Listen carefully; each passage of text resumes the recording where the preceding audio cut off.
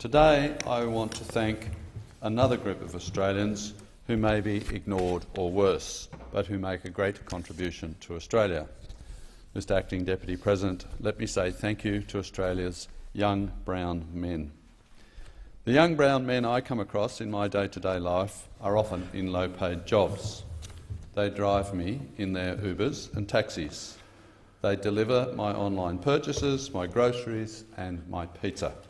And they serve me at my local 7-Eleven, at my local service station and my local restaurants. Many of these young brown men have only been in Australia for a decade or so, and they are giving it a go, just like previous generations of young migrants. The countries of origin have changed, with previous generations coming from Vietnam and before that Europe, while our latest wave of young migrants are more often from the subcontinent and the Middle East. But the willingness to give it a go is the same.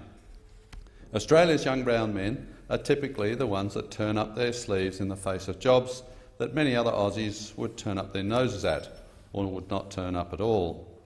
They do all this without whinging about a brown pay gap, even though, if there were any data, it would show a gap that is absolutely huge.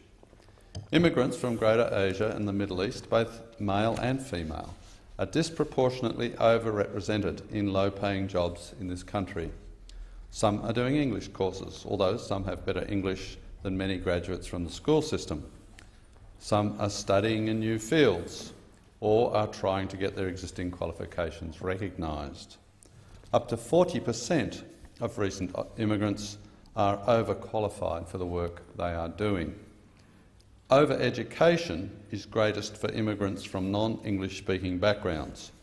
According to the latest census, just 24% of young educated migrants from non-English speaking backgrounds were able to find professional level jobs within 5 years of arriving here, compared to 50% of those from mainly English speaking countries. Australia may be squandering the talent pool of its young brown men and women.